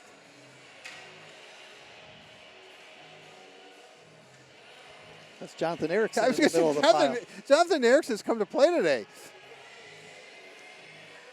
Erickson with a check on Terry earlier in the period sent him crashing headfirst and along the boards. Terry was awarded a penalty shot and didn't score on Pickard. Well, Johnny playing with an edge today for sure. There are the big dogs right here on camera watching the game from the Eagles' Nest. Face off coming up down low, circle to the left of Calvin Pickard. Again, the Red Wings will practice tomorrow here in Traverse City and then head home for the first preseason game against the Blackhawks at Little Caesars Arena on Tuesday. And it is a very full preseason schedule, 9 games. Oh, yeah. One up north in Calumet. Yep. Was it a week from now? The Red Wings are playing 6 games in 7 nights. Yes. That's unbelievable. It's like a baseball schedule. It certainly is. Rasmussen. Ooh. That's why I don't think you'll see many cuts throughout the course of preseason because you need those bodies to play in those games. Right, certainly. You certainly don't want to put them in playing tired hockey players because then you're more susceptible to injury. McElrath along the right side. And even as fit as the 18 and 19 years old are on this club, when you're playing NHL level hockey, you get beat up. Yeah, you need a rest or two too. I think the veterans, they like playing in a couple of those games, but they don't want to play really in more than 2 or 3. They're penciled in for any more than 3. I think they're going to figure. I remember Aaron Ward, who used to be a Red Wing, and he played at Michigan, and Scotty Bowman played him in every preseason game, and he was already a veteran. He couldn't believe it. He wasn't very happy. Yeah, actually, I can believe it. Maybe that was Wardo's penance or something. Yeah, right. Yeah, I think Scotty was trying to send him a little bit of a message. 14 minutes to go in the second and final period here in the Red-White game. Glad you're in tune to our live stream 1-1 tie. Shots are 19-18 in favor of the white team. And icing calls. DeKaiser touches the puck. Still pretty good pace in this period as well. Goaltenders have looked really sharp here Very in this solid. period on both sides. Good to see Philip Larson healthy and playing in net. Absolutely. Give him an opportunity. Let's look at Chase Pearson, and we talked about the game he had in the Prospects tournament against Toronto. 4-point game and 3-goal hat trick. Kuffner will scoop it up for Team White and head up the boards. Back it into him, Pearson, as he plays it into the zone. Svechnikov with a feed to Terry. Terry trying to drop it back. It's off of Jacob Delarose.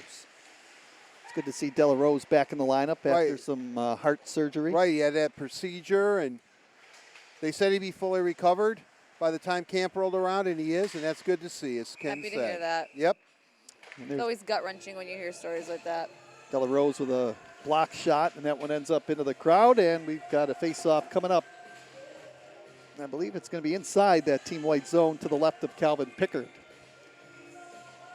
Well, good preseason action coming at Little Caesars Arena. You got some good teams, fun teams to watch. The Hawks on Tuesday, then you've got the Islanders coming in, Pittsburgh and Toronto. Right.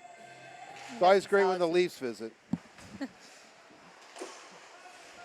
Always a rambunctious crowd. It is. It really is. A lot of fun. A lot of fun. A sea of blue, white, and red. I had to laugh because Toronto came up to the Prospects tournament. I think they brought about 90 guys with them. Oh, yeah. Had 2 bus loads. And that was just the media covering the team. Yeah, right. big news in Toronto, Mitch Marner signed. Yeah. I don't know how they're going to do it when they're going to field a team of 5 people, but got a lot of money tied up in a few players, but somehow I'm sure Brendan Shanahan, Kyle Dubas will make it work. You know what's amazing, though? The league is set up now where every team could probably get 3 to 4 really top-notch players that you're going to pay a lot, and then everybody else is falling under the cap right there. The problem is you get teams like Toronto, now they got 4 or 5 guys, 6 guys, and that's half of their payroll. Right, yeah. It's like I said, I mean, I was reading an article that they're going to have to put like several players on long-term IR in order to get down to the cap level for the start of the season. Now, I don't know. Obviously, there's still a couple of weeks to go before that, but be interesting to see how they massage that. Sounds like they're spending like me. Come on, Carly, you don't spend like that, do you? No, I'm very frugal. Oh, yeah. At least you admit it, right? Yeah, right? 10:45 to go in the second and final period. Game tied 1-1. Joe Valeno out to center ice. Carries over the blue line. Drops it back. Anthony Mantha to Valeno. To the trailer, Bertuzzi. Into the corner. Here's Roenick pinching in. Circling the net. To Bertuzzi. Whipped on it from the left side. Bertuzzi fends off a check from Abdelkader. Makes his way into the corner on Christopher N. Bertuzzi swings it to the line. Roenick with a shot. Redirected in the slot by DeKaiser on goal. Save made by Larson. In the slot, Valeno with a drive, and that's off a leg in front. Roenick with a shot. It's target practice right now for Team White. That was wide of the goal. Valeno has the puck turning away from a check to the line of Roenick. Shovels it down low. Finally scooped up by Mo Sider, and he'll bring it out to center ice. Young defenseman flips it into the air and into the corner. Very subtle play there by DeKaiser to give himself a good scoring chance. Pinched in at the right time. Danny DeKaiser, kind of underrated, really, if you look at it. I know that sometimes he gets the ire of the fans, but he has a great high hockey IQ as well, and you saw it there on that last play, that scoring chance he gave himself. Ernie using his speed, centered it, and lost an edge. It comes out to center ice, and Jonathan Erickson has it for the Wings. Turning with it, out to center ice. That is Caskey. He has scored a goal for Team White in this 1-1 tie. Moving in Zadina after getting the feed from Nielsen. Zadina returns the favor. Nielsen to Zadina again. That was a nice pass. And you don't need to adjust your sets. Nielsen is wearing 81. Erickson flips it across and into the corner, and in pursuit is Gustav Lindstrom. Lindstrom fires around the boards to Pope, out to center ice. Chase Pearson pulls up and now hammers it in behind the goal. Pickard let it go for defenseman McElrath. Joe Hicketts to Smith. Giovanni Smith deep in his zone. Watched there closely by Terry. Worked it ahead. Jacob Delarose at center ice. Feed pass across, and McElrath carries over the blue line. Smith was barely onside as that play moves into the corner. Tapped up the boards and out to center ice. Jacob Delarose squeezed it up the line of Giovanni Smith. He'll make a change as Kupner heads out onto the ice along with DeKaiser, Elson, Turgeon, and Roenick for Team White. Chalowski for Team Red over the line of Filppula. Sends it out in front of the goal, broken up. Rossi took a swing at it. It comes out to Turgeon at center. Turgeon lifts the puck down into the Team Red zone. Turgeon had a handful of games in the National Hockey League. Yep, the Red Wings signed him for another season. You know, the interesting thing. Shot in front by Pumple and the save made. His father, Pierre, 1,000-point scorer in the NHL, is not in the Hockey Hall of Fame. Just don't understand that. I don't know how that happens. Start a petition, Art. You get to 1,000 points, it's almost automatic. It should be, yeah. It's like Pat Verbeek. He had over 500 goals scored, and he's not in either. Yeah, our buddy Ozzy, 400 wins. There's only been, 13 goaltenders that have 400 wins, something like that, and he's not in. Out to center ice, here's Abdelkader. Game tied 1-1, 7:15 to play. Second and final period here in the red-white game. Tightly contested game. Here's Valeno getting the feed and working it on Sider. Sider chases him into the corner and pins him in along the boards. Bertuzzi with a feed in front for Caskey, was right on the doorstep and he was covered. Bertuzzi working for the puck. Turns and fires that one off the body of Christopher N. That one just wide of the left goal post. You can tell Caskey's a little bit older player. I mean, he has a really good hockey sense. Jumping into the play, pinching, really aggressive game by him. Now down the other way, moving in is Rasmussen. Gustav Lidstrom now to Terry, and Terry is playing that puck in behind the goal, and it's knocked down with a high stick with 6.5 to go. Boy, pace has been really quick in this. I think there have been a lot of more scoring opportunities. Each team has been able to sustain pressure into each other's zone. So it's a pretty good game. I can't believe there's only 6:17 left. We're going to see 3-on-3 here in a minute and 13 seconds or something. Yeah. You know what? The other thing too is there hasn't been any odd man rushes like 3-on-2s. 2-on-1s or anything like that. It seems like both teams are playing pretty sound defensively. Right, they are. I mean, they both have really been hounding the puck and have really employed great forechecking. I mean, it shows in the score, tied 1-1. Mm-hmm. About 50 seconds away from 3-on-3. Looks like that's how the game's going to be decided as the puck comes out to center ice, and now Nemeth, the defenseman for the Wings, to dump it in. Gustav Lidstrom. Now to Terry, checked in along the boards.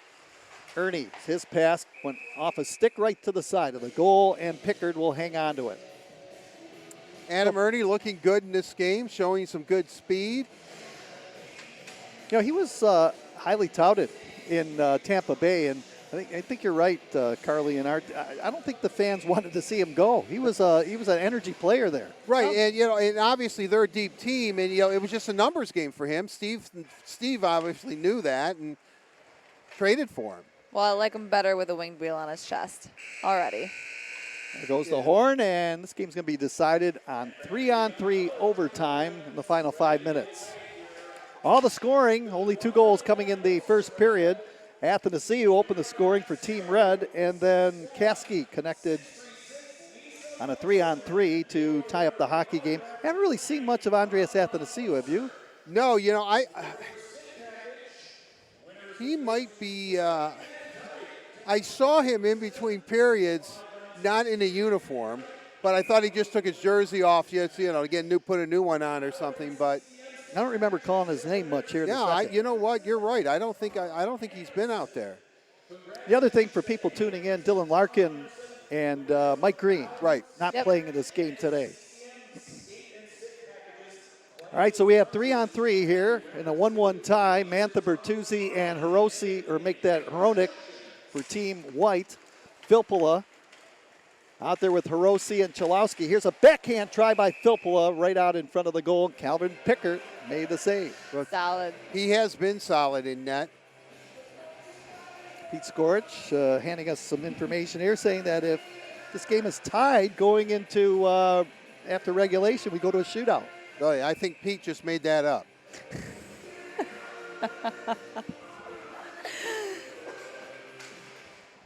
That'll be good. I'd like to see a shootout, too. That would be exciting. I think Especially the fans would. Do you think they would keep Larson and Pickard in that, or do you think they would throw Howie and Bernie? I think Howie and Bernier would say no. We're done. yeah. Rossi. We played the first period. You'll see us in pregame. Rossi goes crashing into Pickard there in the goal crease as he went hard for the net. Well, Hiroshi's been playing hard all game long. I mean, he's really been creating chances, pretty aggressive, showing that good hockey sense that he has. You can see why, by the game he's played today, why the Red Wings, when he came up, when they signed him out of Michigan State, played those 10 games, they raved about him. Go green. Here's Dennis Chalowski inside his own zone. Game tied 1-1, 4:31 to play. Here's Luke Glendenning moving it back, and Chalowski starts the attack for Team Red. Up across the line on Danny DeKaiser. Worked it across for Glendenning, who was making a beeline, but he couldn't get the pass. With that new A on his chest. Glendenning not giving up on Joe Valeno. Chased him into the corner. Tag teaming with him is Abdelkader. Tyler Bertuzzi deep in his own end. Fends off a check of Glendenning. Turns away from traffic and now slowly makes his way up. That was a good play by Bertuzzi. It really was. I mean, he shows some great sense. We talk about him going to the dirty areas, the greasy areas to score goals, but he has a great all-around game. Here's Adam Ernie. Winding it up with that speed of his, head up. Makes his way over the Red Wing line. Poked off the puck right there by McLeod and stealing Anthony Mantha, but Ernie was late coming back and the play is offside. This gets sound weird. I don't know if you guys feel this way too, but Adam Ernie kind of looks like just a little bit bigger Joe Hicketts. A little bit. You know, they kind of have the same body Thick type. body, yeah. Yeah, right. I mean, he kind of even looks like Joe, but I think. Is that the old casting the big shadow or what? Yeah, right. That's exactly right. Yeah, we talked about Fedorov last night. Right. It was good to see Fedor. It's amazing how he skates just like his brother Sergei. Right. There's no doubt that you can tell that. Well, he looks just like him too. It was a little confusing watching the game. Just a little bit bigger. A little bit. Here's Bowie moving into the left circle. Game tied 1-1, 3:14 to play. Second and final period here in the Red-White game. Rasmussen got it behind the goal, and Oliver Caskey comes away with it. Red Wings defenseman for Team White. He and Ernie up across the line. They connected for the lone White goal here in the game. Ernie gets the feed down low from Caskey. Skates back out to center ice to regroup for Team White. Taking his time, and Team White making a change. Erickson is on the ice. Ernie will head over to the bench. So you got Nielsen, Erickson, and Zadina out there for Team White. Erickson over the line with a shot. It's blocked by Mo Sider. Sider chipped it up the wing. Chase Pearson. Ooh. Tag team. Here's Nielsen dropping it back. Zadina with a power move and a shot, and a save made by Philip Larson from in close. Sider wanted to move up ice. Maybe a little bit, tiny mistake there. He probably should have stayed back. But he thought that they were going to win that puck battle, and it was 2 against 1. Resulted in a scoring chance for the White team. Pearson, Terry, and Sider out there for Team Red. You got Zadina, Nielsen, and Joe Hicketts now for Team White. Up the left side, Pearson up across the line, working it on Joe Hicketts. Pulls up, throws it down low into the corner. Sider to the blue line. Pearson swings it across for Terry. Adamo Sider. Sider flips it down into the corner for Terry. Zadina covers him. Hicketts comes away with a puck. Didn't clear it out. It's off the glove of Terry. Trying to make a move. Spins away from a check. Trevor Daly steps out onto the ice on a change. Daly over the line. Got it out to center ice, and Team Red has to regroup. Here's Christopher Wren. I don't think Ed was thinking that puck was going to come his way. Here we go. Zadina moves in with a backhand, and Philip Larson made the save after that turnover. And now, as they trade chances over the line for Pope. Pope up across the line, chips it now the trailer. Christopher Wren makes his way in with a backhand try, and Pickard made the save. And has it again. Into the high slot, turns, fires off the stick of Jacob Delarose, and that one into the protective netting. About the last 30 seconds, that was what 3-on-3 overtime used to be in the NHL. We haven't had a lot of quality scoring chances 3-on-3. Just want to remind our viewers that you are looking at the 2019 live stream, and it's presented by Huntington Bank. And we thank Huntington Bank because Yes. this is it today. This is our The last stream. yeah. How sad. Well, we had a lot of fun with the Prospects tournament, the game last night, and also this one here. Well, the one thing, too, it's just an outstanding crew. We can't thank them enough. I mean, we have the easy part. All we have to do is talk. They're the ones that make it happen. Exactly. Todd, Eric, Brad, Pete, everyone behind the scenes, all the guys on cameras. Well, Pete Scorich, I think, legend in Detroit, has been the spiritual leader for us for decades. You're making him blush, Art. He is blushing. Here's Hiroshi picking it up. Time winding down, just 40 seconds to go, and then we'll have a shootout at 1-1 tie. Hiroshi moves in and tried to go to his forehand. Pickard cleared it away. Kuffner dropping it back. I expected a lot more goals in this game. I did. I actually did too. I think the fans did too. They've been pretty quiet. I didn't expect the forecheck to be quite so effective, and especially with the skill level out here. In a way, though, that's good. Right. Yeah, definitely. I mean, the Red Wings have to tighten up defensively, and if this is any indication, they're well on their way. All right, here's Roenick, 2-on-1 over the line, makes his way in. Oh. He tried to pick the corner in the waning seconds. Shot it wide. Roenick now to Turgeon. Into the corner, centering attempt out in front of the goal. Time winds down, and regulation ends in a 1-1 tie, and this game will be decided in a shootout. Dun, dun, dun. Well, here we go. Shots on goal, 23 for Team White, 20 for Team Red. And how about the play of Calvin Pickard? I thought he was sensational in that second period. Well, Very solid. We have seen, going back to the Prospects tournament, surprising goaltending from people that we weren't sure what we were going to see. Obviously, Sean Romeo, who won the Ken Cal Award, the MVP award of that tournament, the Prospects tournament, and now Calvin Pickard. He's been sensational in that. He was tested, especially early on in that period. He's able to showcase his talents a lot. Well, good pickup. The Red Wings were looking for a solid veteran to help Philip Larson. Well, Lindstrom is the man who's going to start the shootout, and that's a defenseman that has been chosen for the first shot. He has a good offensive game, too. He'll be playing in Grand Rapids this year to get used to the smaller sheet. All right, 1-1 tie. Lindstrom makes his way in on Calvin Pickard, fakes backhand and shot it wide of the goal. He didn't get it on target. No, that was a nice move, though. It was there. Here's a man that's almost automatic, although last year in the shootout really didn't do as much damage. No, Franz Nielsen. His percentage, I think he's the NHL all-time leader in goals scored. Well, here he comes. Nielsen, right down the middle of the ice, makes his way in. He scores! There he it beat him is. 5-hole, and you can see why he's deadly in the shootout, and he gives Team White the lead. He's smiling. Too bad it doesn't count. I think that would have been his 50th overtime goal or shootout goal. Well, Terry had a penalty shot and also a breakaway, and here he comes. Makes his way in. Fake shoot, scores on a backhand. Oh, no, that was off the goalpost. Whoa, that looked good. I think they should replay this one. That one may have hit the inside of the back bar or something, but I don't know. Close. That looked like that puck looked like it was in. I thought it was in. Here's Anthony down. Mantha now making his way in. Shoots, scores! Anthony Mantha beating Larson. Well, the veteran comes through, Anthony Mantha, and it's 2-1 in favor of Team White. And I guess it's over. Well, and there it is. I think they wanted a replay on that Terry opportunity.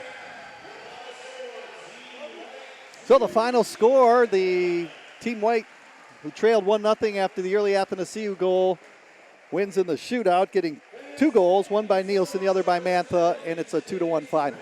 I think you can see, Carly, that Jimmy Howard's out there in a hoodie and a baseball cap. Well, he probably did not want to come back into the game. Nope, he was done. He played a period. He did his job, and he was out. Got a long season ahead of us. They're just going back to that shot by Terry. I don't know if that hit the crossbar, below the crossbar, or the inside pad, but I heard a tink, so maybe it hit the crossbar. It might have, but I thought that it hit the back of it. But I heard a tink and I saw a light. Yeah, the light did come on. It did. now this is always a great moment here. All the volunteers, and there are many of them, who have helped put the training camp together, not only training camp, but also the prospect tournament together, and they're going to go out on the ice and take a picture with the Red Wings.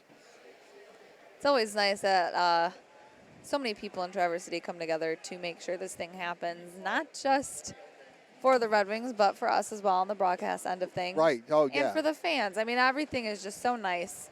And you know what? So many of these fans, and I've been coming up here since 1998, and you see the same fans each and every year coming in. They're a little bit older now, but, you know, they just follow the Red Wings, and it's always good to see them.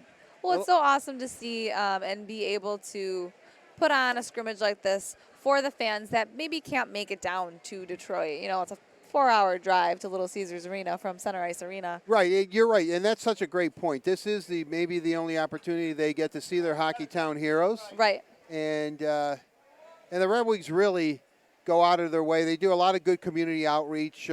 Heck, coming up here, they make several stops in the state of Michigan, heading north, and the community tour. And then last week at this time, I was at the Cherryland Humane Society with the prospects team, all 27 of them. And we were messing around with some kittens and puppies. And the good thing about all these people that you are looking at on the ice, a lot of them are volunteers. A lot of them have worked hard, not only just this last couple of weeks, but over the course of the year. And they've all did their part in putting this prospects tournament and training camp together. And, you know, it's just out of the love of the Red Wings and a love of their hearts to be here and make things happen. So we've got the annual picture here, and everybody is getting into focus. As we conclude our live stream here, we're going to get a nice opportunity to get a nice picture here for everybody back home watching this live stream. Dave Ergenek, team photographer next to us, as everyone is all smiles. He's trying to get everybody situated. A few latecomers coming in now into the back of the group. Yeah. And we're going to get the picture, and there's a good opportunity right there, as you see, from ice level. Right, here we go, heads up. And everybody's smiling right now as Dave Ergenek is going to take the photo, and everybody looking pretty good here as the crowd is exiting. Now they get the nice thumbs up from Dave Ergenek, and officially, I guess the camp is over, even though the team's going to practice tomorrow. Yeah, that usually is the end of it, and the Red Wings, certainly give their time and mingling with the fans now, although they're kind of sweaty, so I'm sure that no hugging. no hugging, but a quick thank you, and boom. Well, I just want to say it's been a lot of fun, and we want to thank everybody working behind the scenes and all the people that have been watching our live streams. We thank you so much for tuning in over the last week. The Prospects Tournament was terrific, won by the Red Wings. That always is icing on the cake. The alumni game last night was a lot of fun, seeing the guns and hoses, the best from the fire department and police department, also the Red Wing alumni coming in to participate in that game, and also a nicely contested game, the Red White game here this afternoon. Right, it certainly was a lot of fun. I want to thank everybody too, and stay tuned, because this live streaming is not going to be going away. I mean, we're going to be doing a lot this season, And, we hope that you tune in. We enjoy bringing it to you, and it is a lot of fun. And, being the innovative organization that we are, we're going to, kind of be a little bit creative and present this hockey club to you in various ways this season, and we're all looking forward to it. And we've got the best crew. These people are phenomenal that have helped us out. So. And Carly, great job down there talking to all the alumni and all the prospects and giving your insight as well. And, I know you've been running around at times out there, and it's been tough trying to track people down, but excellent job as always. And thanks for being in the booth with us here today. Well, I have had so much fun. And we'd like to, I don't know, thank Daniela Bruce for all the work that she did, but also offer her condolences because she's attending the Lions game. Oh, Don't bring that up, Art. hopefully they'll win today. And I think they're already down by 30, Ken. I'm not stop sure. it. Stop it. You two are terrible. The other thing is we want to remind people that the preseason starts on Tuesday at Little Caesars Arena as the Red Wings take on the Chicago Blackhawks. You can hear that game on AM 1270. Fox Sports Detroit will have that game on television with Ken Daniels and Mickey Redmond.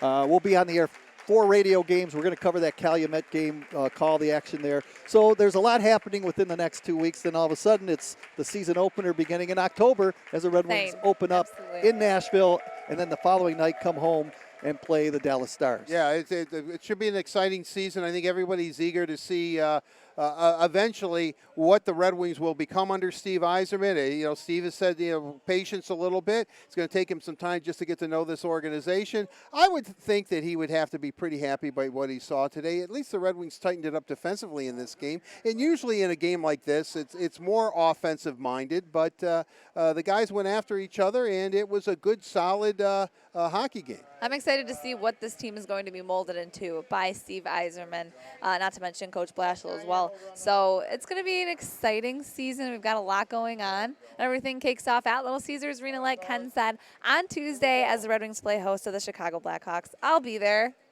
You'll be there. I'll be there. You'll be there. Yeah, and we hope you guys can come too. For tickets, head over to the Xfinity box office or Ticketmaster.com because it's going to be a fun time. Right, really. There's going to be a lot of prospects, a lot of good players to see.